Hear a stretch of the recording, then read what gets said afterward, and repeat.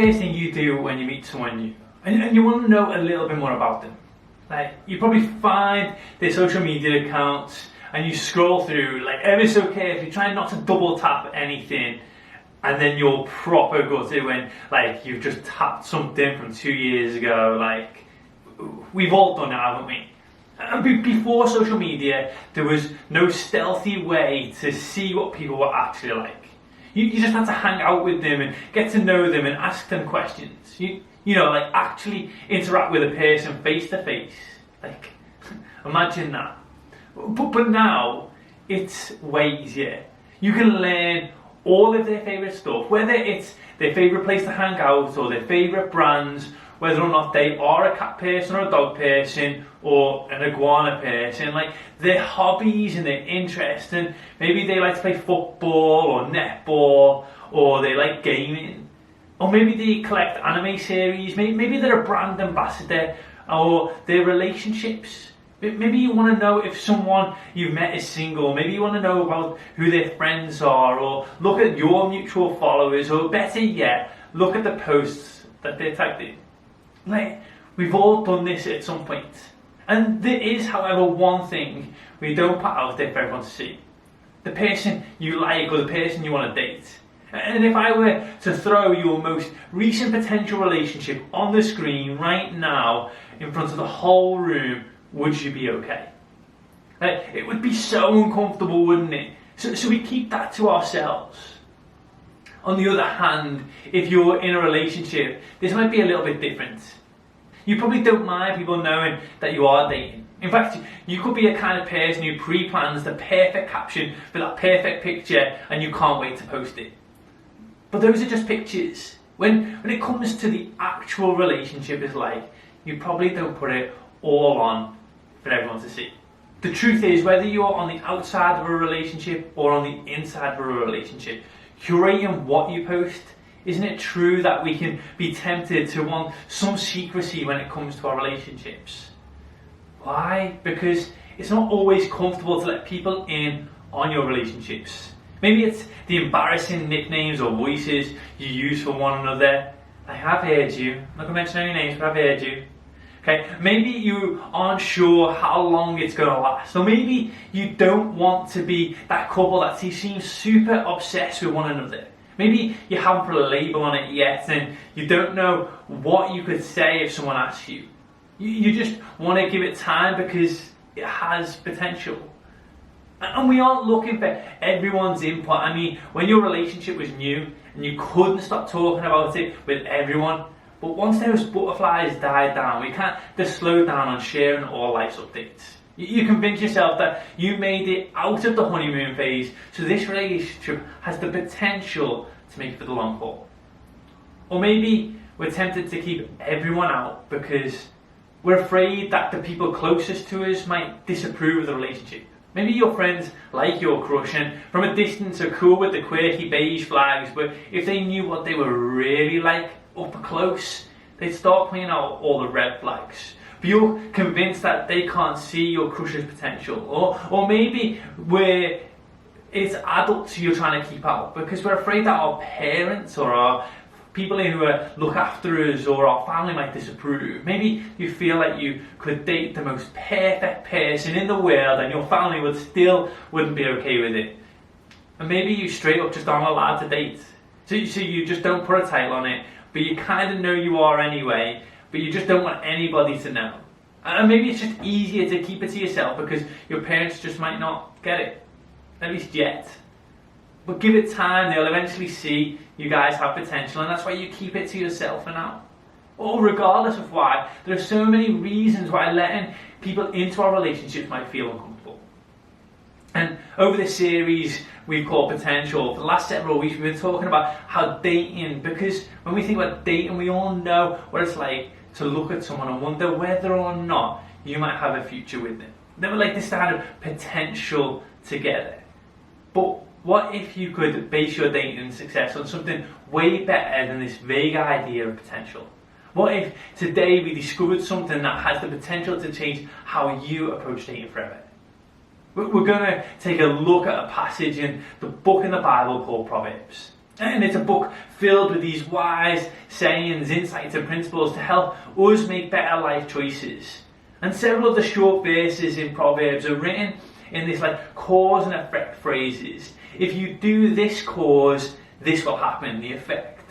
The primary author is a guy called Solomon, who was an ancient king who led Israel, and interestingly enough, the son of David and Bathsheba, who we talked about last week.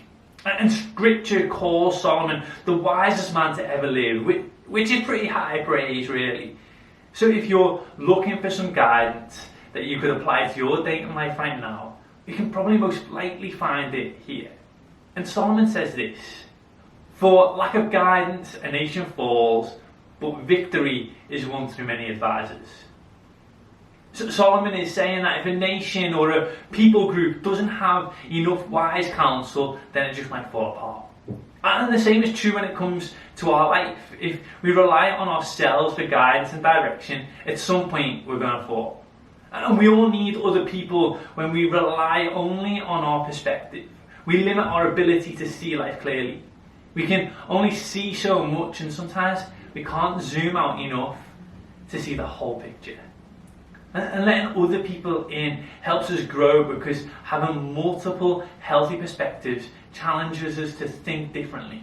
And it can even help us see if a relationship really has potential. And when we rely just on our reasoning and our perspective and our experiences, we miss out on people who might make us better at life. And that is what Solomon is getting at when he says victory is won through many advisors.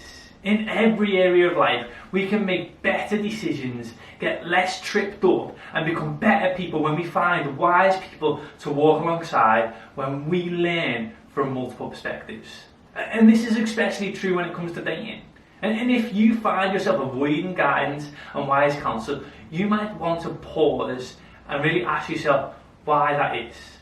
Just think about it. Think about it like this: without people who make you better, you can miss out on what's best. Without people who make you better, you can miss out on what's best. And I'm not saying that you aren't smart or aren't capable of making good decisions. I know it can be frustrating when people treat you like that because of your age or your experience. The truth is that we were created to be in community with one another, and God wants us to use people not just to advise you, but also to help shape you into who God has created you to be. And you only know what you know because of what you've personally experienced and navigated in your own life.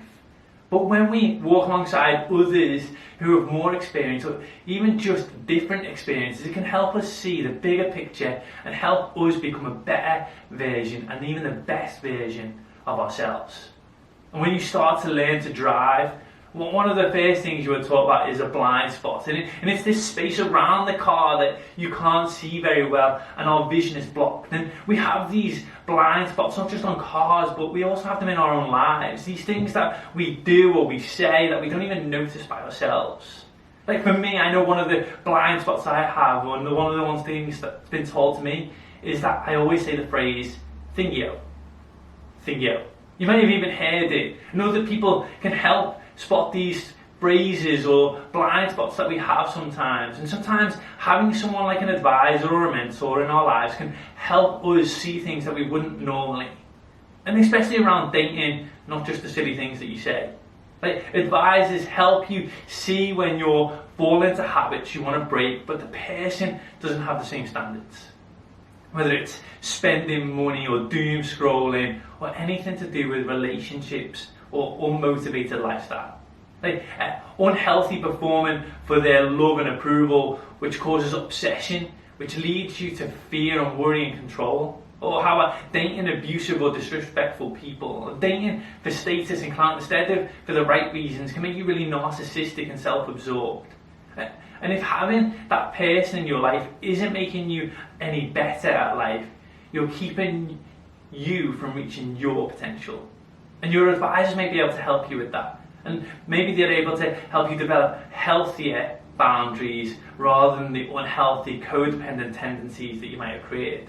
Like, your advisor may be able to tell you that the person you're dating is relying on you to heal all their emotional wounds, and that's really unhealthy. Or your advisor might be able to spot that person you're dating has zero respect for authority. And they may notice how the person you're dating is creating a wedge and a divide between you and your friends. They may tell you that you need to learn how to ask questions and truly listen to the answers. This list could go on for days, and there are people around you who've been through it and therefore can spot it. And they've been through breakups, they've made mistakes, they've walked a similar path. And bringing them in on your dating life, even when it isn't easy or pretty, that could be a really good thing. And if we let people in, we might be surprised at how helpful they can be. So how do you find your advisor or mentor? It's not like we can just put out an advert or someone will magically just turn up and ask us to be that kind of role in our lives. But when it comes to finding people who can challenge you to be better at life, here are just a few thoughts to help. Think of someone who will be objective. We all have friends who co-sign every decision we ever make, no matter what, and they probably aren't the ones for this. But find someone who lives in a way that you admire can be a good start. Maybe they have a relationship that seems strong and healthy, and you think, I want something a little bit like that, and you know they can help you make good decisions along your way. Or regardless, we need people who are going to be honest with us, even when it isn't easy, and especially when it isn't easy. Like finding someone who has already been there. Lots of times, this might be just someone a little bit older than you. And not just someone solely because they are older, but someone who seems to have some wisdom. And how do you get wisdom? One way you get it is through experience. And that is why age might be a really helpful thing to consider when you're thinking of who you can ask for this role.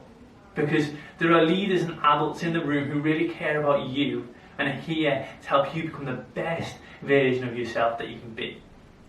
So reach out.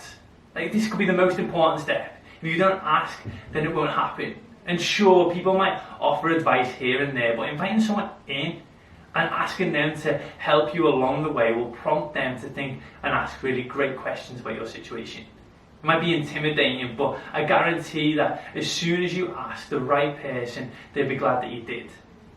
They don't have to be your closest confidant, just someone who you can trust, talk to, and hear honest, objective feedback on what you were experiencing in your life, and especially your dating life. And here's something to consider.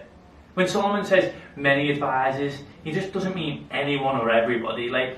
You want the right person to speak into the right part of your life, and it'll take multiple voices, but that doesn't mean a multitude of voices. This doesn't mean many advisors means any advisors. It means picking the right advisor.